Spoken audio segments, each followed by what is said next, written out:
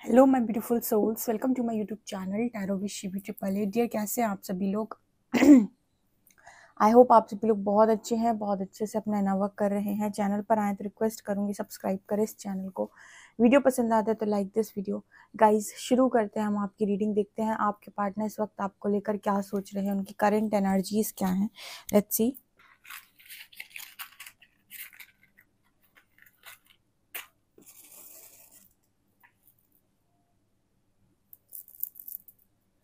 Please guide करें angels, मेरे जो भी व्यूअर्स उनके पार्टनर्स की करंट एनर्जीज क्या है, मेरे व्यूअर्स को लेकर क्या सोच रहे हैं।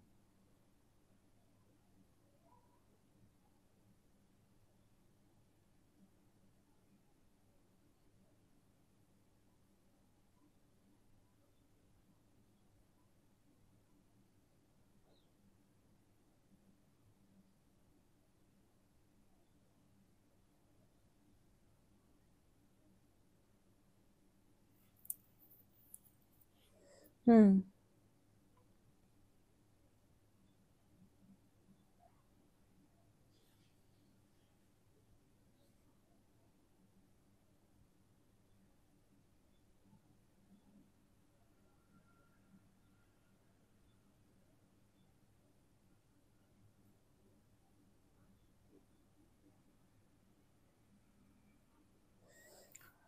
ओके, देखो आज की एनर्जी जो है ना गाइस, सबसे पहले तो बहुत स्लो एनर्जी है। ठीक है, मतलब आपके पर्सन के आज की जो एनर्जी है उसमें ये पर्सन बहुत ज़्यादा सुस्त है।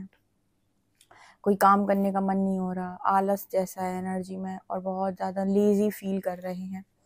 ठीक है, और ना एनर्जी कुछ ऐसी है कि जो है जैसा है ठीक है, हो रहा है होने दो, जो चल रहा है चलने दो। ऐसी एनर्जी इस पर्सन की निकल के आ रही है। बहुत स्लो एनर्जी है, मतलब पूरे दिन जैसे इस पर्सन का कुछ काम करने का मन ही नहीं हुआ, या फिर कुछ काम करना ही नहीं चाह रहे।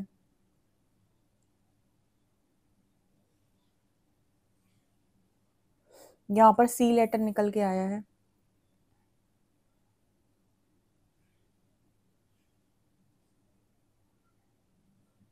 यहाँ पर इस पर्सन की एनर्जी पता है क्या है आज के दिन में, कि जब होता है सब कुछ ईश्वर की इच्छा से और हमारी मर्जी से कुछ होता ही नहीं है और हम कुछ कर भी नहीं सकते, हमारे हाथ में चीजें ही नहीं होती हैं, तो अब क्या करें, हो रहा है जो होने दो।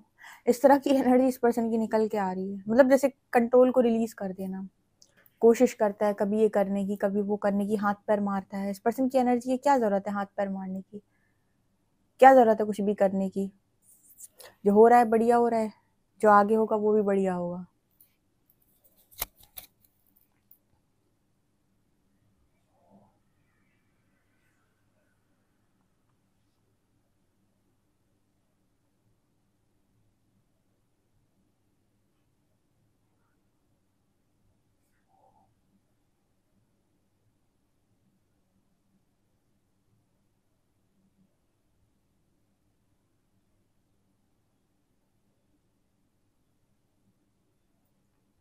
यहाँ पर एक और एनर्जी है कि आपके पर्सन अब लोगों के असली रूप पहचान लेते हैं, या फिर इतनी समझ में आ गई है इस पर्सन को कि इस पर्सन को पता चल जाता है कि कौन इनके सामने दिखावा कर रहा है और कौन इनका वास्तव में वेल विशर है। जैसे चेहरे के पीछे चेहरा, तो चेहरे के पीछे का चेहरा ये पर्सन पढ़ने लगे हैं। बहुत अच्छे से इस पर्सन को समझ में आता है कि कौन क्या बताने की कोशिश कर रहा है और वास्तविकता में कौन क्या है।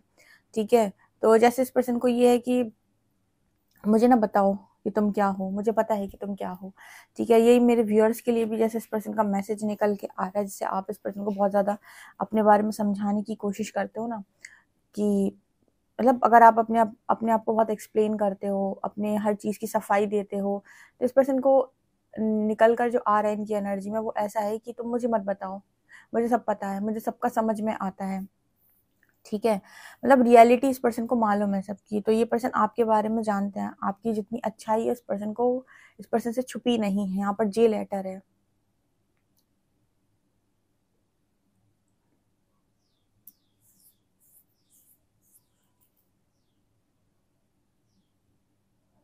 इस पर्सन की एक एनर्जी निकल के आ रही है। यहाँ पर इनको ऐसा लगता था कि ज्यादा सुख लोगों को इकट्ठा करने में है। बहुत बाद में इस पर्सन को ये चीज समझ में आई है, शायद बहुत लंबे समय के बाद या फिर बहुत लर्निंग के बाद इस पर्सन को ये समझ में आई है चीज, कि ज्यादा लोगों को इकट्ठा करने में सुख नहीं है, लॉयल लोगों को इकट्ठा करने में सुख है। यानी कि बहुत ज़्यादा लोग इम्पोर्टेंट नहीं होते, इम्पोर्टेंट होते कि जितने लोग हैं वो लॉयल हो, ठीक है ना। तो ये एनर्जी भी यहाँ पर है, मतलब उस तरह की एनर्जी निकल के आ रही कि इस पर्सन ने जब देखा ना कि लाइफ में चारों तरफ धोखेबाजी लोग भरे पड़े हैं, मतलब जितने लोगों को मैंने इकट्ठा कर रखा है सबके सब मेरी लाइफ में कोई भी ऐसा नहीं है जिस पर मैं ट्रस्ट कर सकूं कि हाँ यार ये दुख पड़ा है मुझे, तो अगर मैं इसे अपनी बात शेयर करूंगा तो हाँ चीज़ें सॉल्व हो सकती हैं या फिर मुझे कुछ अच्छी चीज़ें मिल जाएंगी। इस पर्सन को ये रियलाइज़ हुआ है कि मतलब यहाँ पर कोई भी किसी को उस तरीके से नहीं ट्रीट कर सकता, क्योंकि कोई लॉयल है ही नहीं। सब देखो ना, सब अपने साथ भी लॉयल नहीं है, ठीक है। अपने साथ भी वो झूठ बोलते हैं, अपनी कमिटमेंट्स को भी पूरा नहीं करते, खुद के साथ कमिटमेंट करते तो भी पूरा नहीं करते। ऐसे केस में आपके पर्सन सोच रहे हैं कि मैं किसी और के साथ कैसे उम्मीद लगा सकता हूँ, ठीक है। उनको बहुत अच्छे से एक चीज़ यहाँ पर रियलाइज़ हुई है, जो उनका समझ में आई है, वो ये लाइफ में आप कितने लोगों को इकट्ठा करते हैं इंपॉर्टेंट नहीं है, कितने लॉयल लोगों को इकट्ठा कर पाते हैं ये इंपॉर्टेंट है। क्योंकि जब आप तकलीफ में और परेशान में आप किसी का चेहरा देख रहे हैं कि शायद ये मेरी मदद कर देगा, तो आपके आंखों के सामने एक भी चेहरा नहीं आ रहा, आपको एक भी इंसान ऐसा नहीं लग रहा कि हाँ ये हेल्प करने लायक है या फिर ये मुझे समझेगा। इसका अर्थ है कि आपने भेड़ की भीड़ जोड़ कर रखी है, ठीक है। जो भीड़ होते हैं ना, उनकी भीड़ आपने अपनी लाइफ के अंदर जोड़ कर रखी है, जिनको आप जिस तरफ भी कह दे तो उस तरफ काम करते हैं, ठीक है। मतलब यहाँ पर ऐसे कोई नहीं है जो आपको सही तरीके से सही चीजें समझा सके, ओके। आपके पर्सन को ना, जैसे आपकी रियलिटी, आपकी सच्चाई, आपकी अच्छाई कुछ भी एक्सप्लेन करने की जरूरत नहीं। अब समझ में आया यहाँ पर ये रीडिंग करने के बाद और इतनी कुछ रीडिंग्स करने के बाद बहुत लंबे टाइम से एक चीज समझ में आ रही, वो ये यूनिवर्स ने लोगों को स्पिरिचुअल अवेकनिंग में क्यों डाला। 99% लोग अपने आप को ट्विन फ्लेम मानकर स्पिरिचुअल अवेकनिंग में आए हैं, लेकिन कोई दिक्कत नहीं है। तुम ट्विन फ्लेम मानो, चाहे सोलमेट मानो, चाहे कुछ मानो अपने आप को, लेकिन इंपॉर्टेंट स्पिरिचुअल अवेकनिंग, ठीक है। और जो भी लोग स्पिरिचुअल अवेकनिंग में है, उसका जो मेन रीजन है कि आखिर क्यों डाला, तो समझ में आया है कि क्यों डाला। इसीलिए डाला ताकि आपको खुद ही चीजें समझ में आना शुरू हो जाए, ताकि आप ब्लेम करना बंद कर दो कि इसकी वजह से ऐसा है, उसकी वजह से वैसा है, इसने ऐसा किया, उसने वैसा किया। तुम खुद ही समझ में आ जाए कि तुम खुद ही बेवकूफ बने हुए थे इतने समय से, अदरवाइज तो तुम्हारे आंखों के सामने पहले से ही सारी चीजें थी। मतलब इस पर्सन को अगर दूसरों की भावनाएं पढ़ना आ रही हैं, दूसरों के चेहरे के पीछे चेहरा जो है वो दिख रहा है या समझ में आ रहा है, इट मीन्स इस पर्सन की आंखें खुल चुकी हैं, थर्ड आई खुल चुका है, बेसिकली चीजें समझ में आ रही हैं। और ये भी रियलाइज हो रहा है कि जो अभी तक ये सोच रहे थे या जैसे अभी तक ये काम कर रहे थे, वैसी चीजें कितना रिजल्ट देती हैं, कर्मा का लॉ समझ में आ गया। तो अब तुम खुद ही इतने समझदार हो कि तुम्हें पता है कि तुम्हारा अच्छा क्या है, तुम्हारा बुरा क्या है। अब तुम खुद पॉजेसिव होके पागलों की तरह पहले की तरह डिसीजन नहीं लोगे, या किसी का बुरा करने के बारे में तुम नहीं सोचोगे। ये कारण है स्पिरिचुअल अवेकनिंग में डालने का, और यही कारण है कि यूनिवर्स चाहता है कि आप वो स्टेज अचीव करें, कि आप अपने आप की चेतना इतनी जगा पाएं कि आप इतने परिपक्व हो पाएं कि आपको समझ में आए कि सही क्या है और गलत क्या है, ठीक है। ये कारण है। अब आप भले ही अपने आप को चाहे ट्विन फ्लेम माने, चाहे सोलमेट माने, कोई अंतर नहीं पड़ता। इंपॉर्टेंट है कि तुम्हारी अवेकनिंग होती है कि नहीं, क्योंकि उसके बाद की जो चीजें हैं वो तुम्हारे कर्म के आधार पर तुम्हें वैसे भी मिलनी है, और बीच में जो तुमने अच्छा कर्मा क्रिएट किया है, जो तप किया है, बेसिकली नवा किया, उसका रिजल्ट भी तुम्हें मिलेगा। तो यूनिवर्स वो तुम्हें बाद में रिवील कर देगा, लेकिन इंपॉर्टेंट क्या था, तुम्हारा जागृत होना। तो वो यहाँ पर सबकी जागृति यूनिवर्स ने करा डाली, ठीक है। इसी वजह से ना बहुत सारे लोग जो इनर वर्क नहीं करते और सालों साल इंतजार करते हैं, टाइम वेस्ट करते हैं, उनकी लाइफ में कोई चेंज नहीं आता। आप नोटिस कीजिएगा।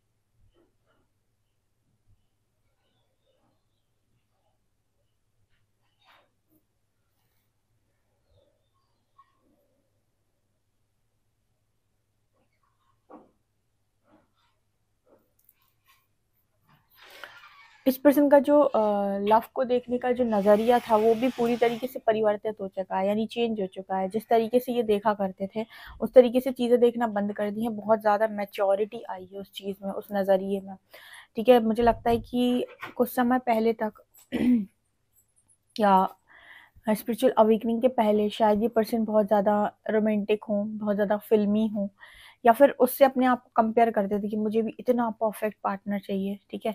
ऐसा नहीं है कि ऐसे परफेक्ट पार्टनर एग्जिस्ट नहीं करते इस दुनिया के अंदर, तुम इतने परफेक्ट नहीं हो, इसलिए तुम अट्रैक्ट नहीं कर पाते हो। प्रॉब्लम ये होती है, तुम जैसे हो खाली, वैसी खाली इंसान तुम अट्रैक्ट कर लेते हो।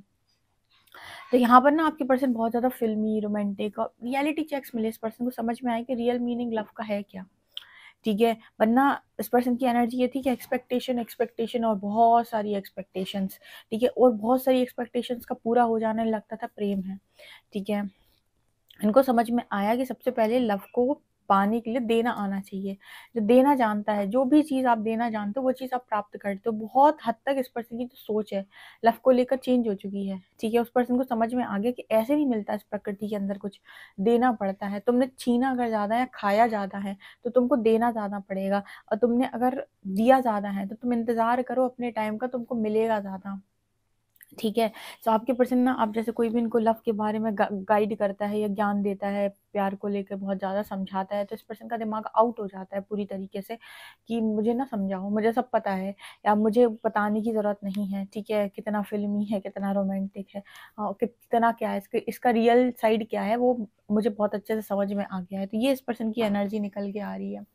ठीक है, अभी जैसे आप इस पर्सन को कुछ भी समझाएंगे या कुछ भी कहेंगे तो कहेंगे मुझे सब समझ में आता है, कोई ज़रूरत नहीं समझाने की। क्योंकि इस पर्सन ने ये भी समझा है कि अगर कहीं पर जेन्युइन आप जेन्युइन फीलिंग्स रखते हो, किसी के लिए जेन्युइन हो आप, तो वो चीज़ें आपके दिल से कभी जाती नहीं है, वो कभी मिटती नहीं है।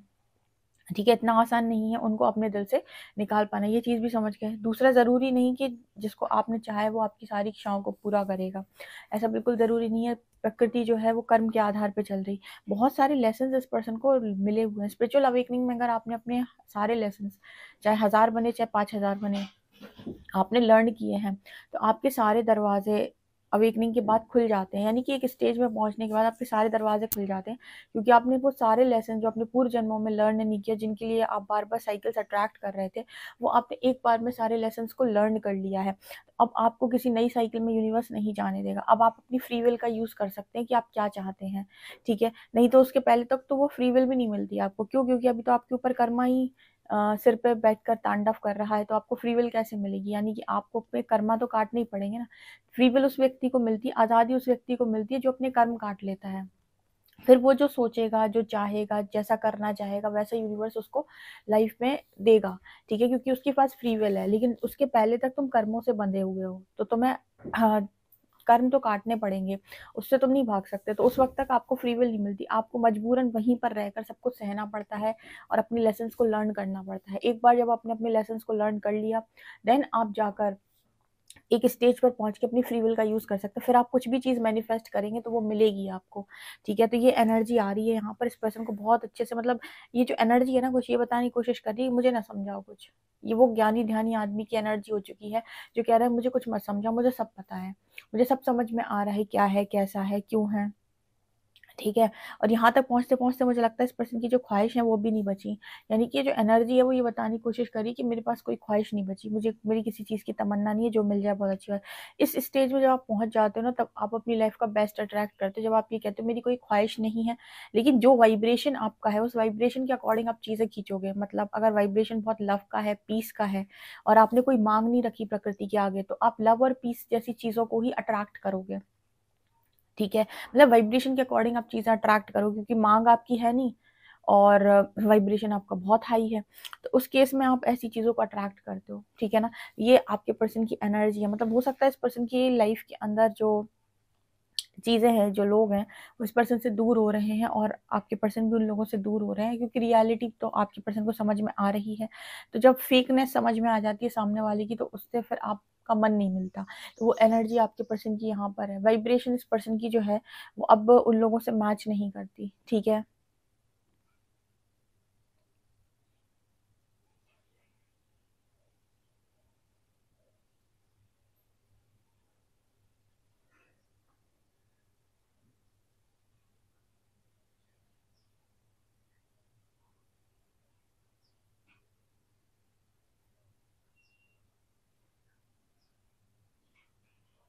इस पर्सन की एक एनर्जी और नज़र आ रही है कि इस पर्सन को ये नहीं है कि अब लोग खुशी से बहुत ज़्यादा काम करना है, कि लोग लोग क्या चाहते हैं। अब इस पर्सन की एनर्जी ये हो गई है कि मुझे मेरी खुशी देखनी है, मैं क्या चाहता हूँ।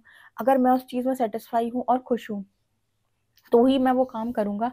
अगर मैं दूसरे के हिसाब से कर रहा हूँ लेकिन मैं खुश नहीं हूँ, मैं सेटिस्फाई नहीं हूँ, तो भाई मैं वो काम नहीं करूँगा, नहीं करूँगी। ये एनर्जी इस पर्सन की दिख रही है। चलिए देखते हैं कार्ड्स की।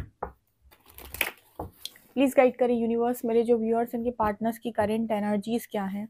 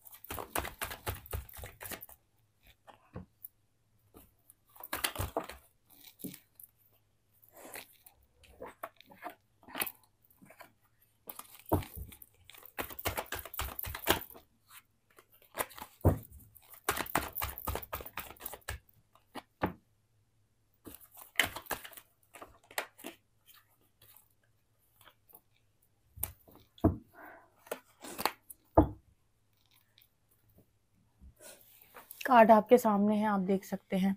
कार्ड में आया है hanged man, justice, hermit, nine of wands, king of shorts and strength. 6 के 6 कार्ड्स ये दिखाने का प्रयास कर रहे हैं कि आपके जो पर्सन है, सबसे पहली चीज़ तो वो पूरी तरीके से स्टक एनर्जी में है। स्टक एनर्जी का अर्थ हो गया कि कहीं ना कहीं कुछ चीज़ों को लेकर जैसे क्लैरिटी नहीं मिली। मैंने अभी आपको थोड़ी देर पहले रीडिंग में बताया था कि जब तक आपके ऊपर कर्मा है, आप अपने फ्री विल का यूज़ नहीं कर सकते। ठीक है, मतलब हाँ, वो कर्मा तो आपको काटना होगा। ठीक है, फ्री विल क्या होता है कि मैं कैसा रिएक्ट करूँगा, ठीक है, या फिर मैं कैसी चीज़ों को आगे देखना चाहता हूँ अपनी लाइफ के अंदर। इस चीज़ की आज़ादी आपको तब मिलती है जब आप अपनी लाइफ में उस कर्म को काटेंगे पहले जो आपकी खुशियों के आड़े आ रहा है। तो आपके पर्सन की स्पिरिचुअल अवेकनिंग हुई है।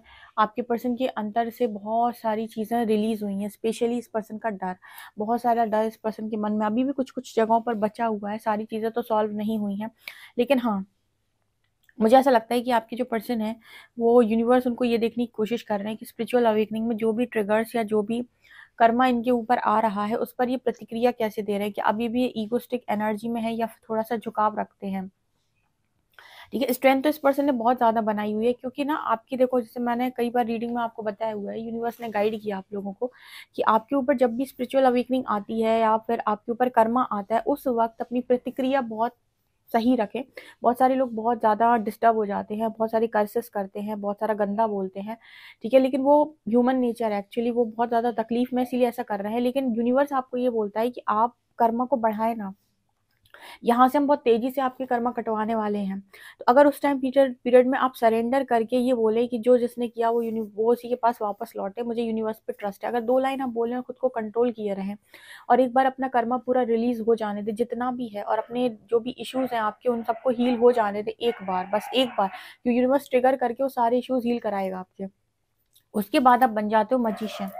उसके बाद आप मजिशियन बनते हो ना। बहुत सारे लोग कहते हैं ना, दीदी मैंने मैनिफेस्ट किया पर मेरा क्यों नहीं मैनिफेस्टेशन हुआ कंप्लीट। इसलिए नहीं हो पाता है आपका, क्योंकि कर्म आपके ऊपर आ रहा है। पहले जैसे आप किसी का 5 रुपए लेकर बैठे हो, तो पहले प्रकृति आपसे ये कह रही है कि वो 5 रुपए लौटा दो, फिर तुम क्रिएट कर सकते हो। तो यहाँ पर वो एनर्जी निकल के आ रही है कि पहले आपको कर्म का भुगतान करना पड़ता है, देन जाकर आप अपनी इच्छा अनुसार जो भी मैनिफेस्ट करना चाहते हो, फ्री विल का यूज आप कर सकते हो, कि प्रारब्ध आपने नष्ट कर दिया, अपना प्रारब्ध आपने काट लिया। तो बहुत सारे लोग स्पिरिचुअल अवेकनिंग में इसीलिए डाले गए हैं, ताकि एक तो परिपक्व हो जाए, स्मार्ट हो जाए, क्योंकि स्मार्टनेस आ जाती है। जल्दी से कमेंट सेक्शन में बताओ कितने लोग हैं जो पहले से ज़्यादा स्मार्ट हो चुके हैं और पहले से ज़्यादा उनके दिमाग के तार खुल गए हैं। पहले की तरह वो बंद दिमाग से डिसीजंस नहीं लेते अब, और उनको समझ में आता है कि मेरे लिए सही क्या है, गलत क्या है, और किसी के बहकावे में जल्दी से नहीं आते, किसी के मैनिपुलेशन में नहीं आते, बहुत स्मार्टली डील करते हैं। बहुत सारे लोग ये सारी चीज़ें ऑटोमेटिक सीख जाते हैं अवेकनिंग के टाइम पर। तो यहाँ पर आपके पर्सन भी अवेकनिंग में बहुत सारी चीज़ों को लर्न कर रहे हैं, और एक बार इनका ये जो कंप्लीट हुआ, उसके बाद ये अपनी फ्री विल का यूज़ करके चीज़ें क्रिएट कर सकते हैं। तो जो हम बात करते हैं किसी भी डिवाइन जर्नी की, वो यही जर्नी है जहाँ पर आप अपनी स्पिरिचुअल अवेकनिंग करके पहले पूरा कर्मा काटते हो। एक बार आपने उस एनर्जी में टैप इन कर दिया जहाँ पर आपने अपना सारा कर्मा रिजॉल्व हुई, उसके बाद फ्री विल है। उसके बाद अगर दोनों मिलकर सेम चीज़ को मैनिफेस्ट करेंगे, यानी आपने भी यूनियन मैनिफेस्ट किया, उन्होंने भी यूनियन मैनिफेस्ट किया, तो यूनियन जो है आपका मैनिफेस्ट हो जाएगा। लेकिन यहाँ पर इस केस में दोनों का कर्मा रिलीज करना बहुत ज़्यादा इंपॉर्टेंट होता है। ठीक है, तो अगर आपके पर्सन जो है वो कर्मा काटते टाइम और कर्मा क्रिएट कर रहे हैं, तो ये लंबी यात्रा जाती है आपकी स्पिरिचुअल अवेकनिंग। मतलब अगर जैसे आपके ऊपर कोई चीज़ आई थी, उसे आपको काटना था, आपने उसमें और 4 चीज़ों को ऐड कर लिया, तो फिर अब आपकी जो साइकिल है वो थोड़ी और लंबी चलेगी, ठीक है? तो यहाँ पर उस तरीके के मैसेजेस निकल कर आ रहे हैं। इसलिए जो भी जितनी भी गाइडेंस आपको दी जाती है ना, गाइडेंस से बहुत सारे लोगों को जो प्रॉब्लम प्रॉब्लम रहती है, वो इसीलिए दी जाती है कि गाइडेंस आपके लिए इंपॉर्टेंट है। इंपॉर्टेंट ये नहीं है कि आपके पर्सन क्या कर रहे हैं, क्या सोच रहे हैं, क्योंकि वो अपने कर्म से बंधा हुआ है, वो वही करेगा, वही सोचेगा जो उसके कर्म उससे करवाएंगे, ठीक है? और अगर वो सही तरीके से डिसीजंस ले, और अगर वो यहाँ पर अभी आपके पार्टनर भी मान लो ये रीडिंग देख रहे हैं, अगर वो इसके अकॉर्डिंग डिसीजन लेना शुरू कर दें, अपनी जिद को छोड़ दें, तो एक टाइम के बाद वो मैनिफेस्टेशन की एनर्जी में पहुंच जाएंगे, मजिशियन की एनर्जी में पहुंच जाएंगे, जहां पर वो जो चाहेंगे वो होगा, ठीक है? लेकिन उसके पहले शर्त ये है कि आपको पहले इसको काटना होगा, आपको अपने पूर्व के काटने होंगे, ठीक है? जो हम लोग बोलते हैं नवक करो तप करो, ठीक है? उससे क्या होता है, आपके पास्ट लाइफ कर्मा रिजॉल्व होते हैं, आप बहुत सारे लेसन्स को लर्न करते हो, अपने अंदर परिवर्तन करते हो, तो इस स्टक एनर्जी से भी बाहर आ जाते हो, ठीक है? उसके बाद अगर आप मैनिफेस्ट करते हो कि मुझे ऐसे ऐसे ऐसे ऐसे बंदा चाहिए, तो वो चीज़ें मैनिफेस्ट होती हैं, ठीक है? वो सारी चीज़ें आप अपने भीतर उतार लो और यूनिवर्स से मैनिफेस्ट करो, वैसा लड़का या वैसी लड़की आपके जीवन में मैनिफेस्ट हो जाएगा, ठीक है ना? जितने लोग भी चाहते हैं। और अगर वो डिवाइन काउंटर पार्ट्स के साथ डील कर रहे हैं, तो वो इंसान और आप दोनों मिलकर सेम चीज़ को, यानी अपनी यूनियन को मैनिफेस्ट कर सकते हो, तो वो भी मैनिफेस्ट हो जाएगा। ओके, सो आपके पर्सन की एनर्जी अभी यही निकल के आ रही है, क्योंकि देखो मैंने बताया था स्पिरिचुअल अवेकनिंग का मैसेज दिया था, और यहाँ पर निकल के भी आया हर्मिट कार्ड। ऐसी हर्मिट की एनर्जी आपके पर्सन बहुत लंबे समय से हैं, ठीक है? लेकिन उतने समय तक इस पर्सन के हाथ बंधे रहते हैं, जब तक कि अपना कर्मा नहीं काट ले, उतने समय तक ये पर्सन आपके लिए कोई एक्शन नहीं लेंगे, नहीं ले सकते हैं, पॉसिबल ही नहीं है। यूनिवर्स इनको आने ही नहीं देगा एक्शन में, उसके पास वो गट्स ही नहीं होंगे कि वो आपके लिए एक्शन ले, डरता रहेगा। क्यों? क्योंकि अभी तो उसके अभी उसको झेलना बाकी है। बहुत सारे लोग झेलते हैं ना, जो वो कर्म डर डर के झेलते हैं, वो इसीलिए झेलते हैं क्योंकि कर्मों की मार है उनके ऊपर, ठीक है? जिस दिन कर्मा उनका कंप्लीट हुआ, उसके बाद से वो नहीं झेलते, या यूनिवर्स ही ऐसी सिचुएशन बना देता है कि वो उनका झेलना बंद हो जाता है एक लिमिट तक ही। ठीक है? कर्मों का कुछ ऐसा है कि वो शिशुपाल वाली स्टोरी आपने देखी होगी कि उसको 100 गाली माफ थी, या कुछ 100 गलती माफ थी बेसिकली। ठीक है?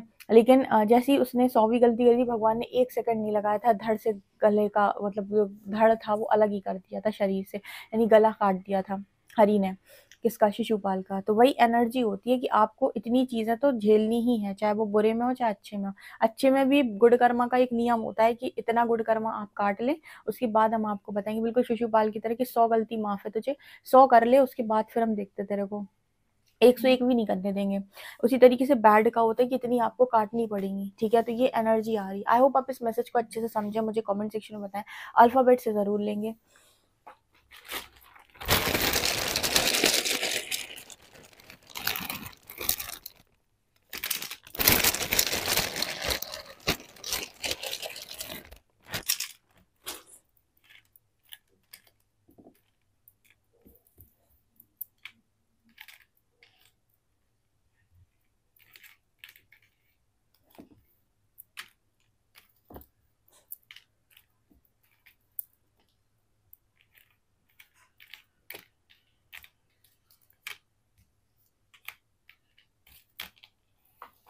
यहाँ पर है BAMKY, सॉरी, हाँ, डी डी है, DAMKY, बी भी है, GLO एंड Q।